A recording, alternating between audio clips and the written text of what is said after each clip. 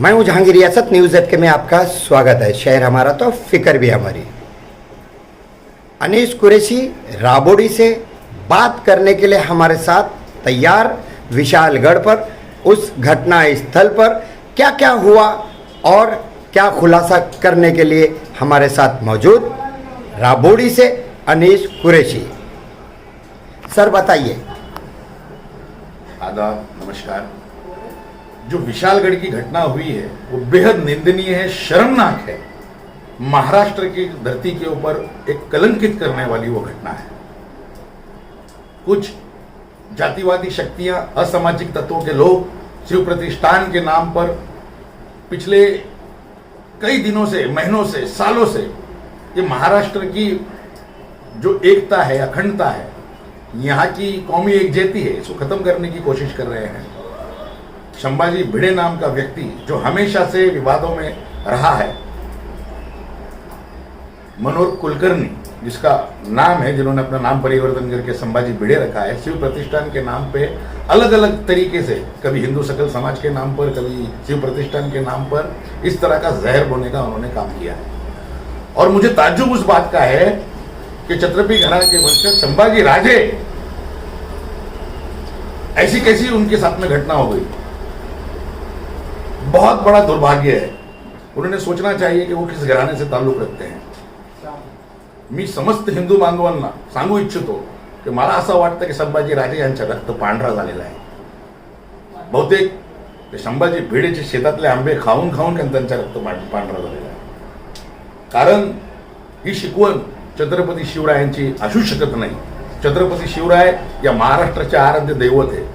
त्यांची शिकवण प्रत्येक मावळ्यांसाठी, प्रत्येक आमच्याकडे उदाहरण आहेत सुरतमध्ये जे लूटपाट मावळ्यांनी केली असेल, जंग केली असेल कुठेतरी, पण कधीही धार्मिक स्थळाला अवमान करू नका, त्यांना नुकसान पोचता कामा नाही, धार्मिक पुस्तकांना नुकसान करू नका, अशी शिकवण महाराजांची होती।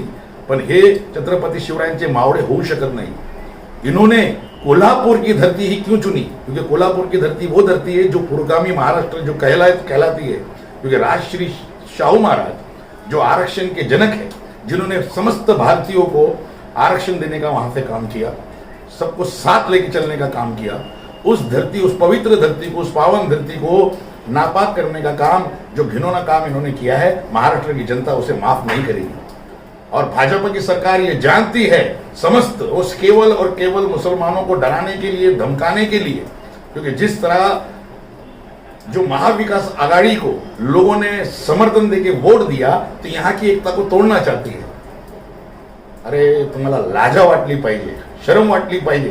तुम्ही मतांसाठी या धर्तीवर तुम्ही अशा प्रकारचे तुम्ही पाखंड आणि अशा प्रकारचे तुम्ही कृत्य करतात, लाज वाटली पाहिजे। आपने छत्रपति शिवराय के विचारों का अपमान किया है, समस्त महाराष्ट्र के लोगों का अपमान किया है। आने वाले विधानसभा चुनाव में महाराष्ट्र की जनता आपको कतई माफ नहीं करेगी। लेकिन अनीस कुरैशी जी, आप ये बताइए, घटना स्थल पर जब आप जाएंगे विशालगढ़ के अंदर, तो आप क्या उधर से जायजा लेंगे? किस तरह से उनको और मदद करने की आपने सोच बनाकर रखी है? तो ये जो अहम भूमिका है, अहम चीजें हो गई है, अब वहाँ पर शांति बनी हुई है, पत्र व्यवहार क्या करेंगे, कैसा उनको, और भविष्य में ऐसा वक्त ना आए उसके लिए उचित कदम अनीस कुरैशी का क्या रहेगा? देखिए, सबसे पहले तो मैं बता दूं कि कोल्हापुर की जनता समस्त, चाहे वो हिंदू हो, मुस्लिम हो, वो पूरे एकता के साथ रहते हैं।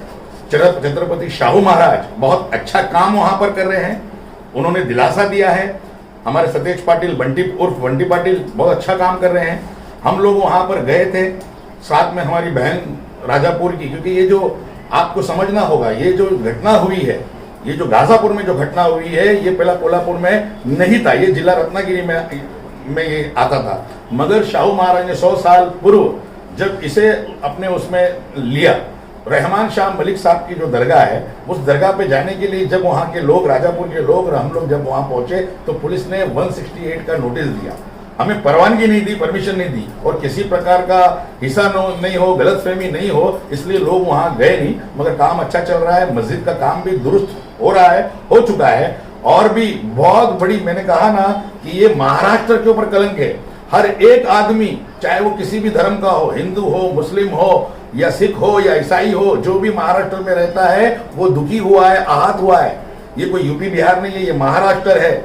और ये सरकार सिर्फ वोटों की राजनीति करने के लिए, वोटों को तकसीम करने के लिए, बांटने के लिए इस तरह की घटना को अंजाम दे रही है। और सरकार ऐसे लोगों को प्रोत्साहन, आज पहली बार नहीं हुआ है, ये कई बार जितने भी आप दंगलों की तकशीफ करेंगे कि इन्होंने इससे पहले भी वहां पर जो स्कूल राजश्री शाहू महाराज ने जो स्थापन की थी, जहां पर ओबीसीओ के बच्चे भी पढ़ते थे, मुस्लिमों के बच्चे भी पढ़ते थे, उस पर भी पत्थर फेंक किया था।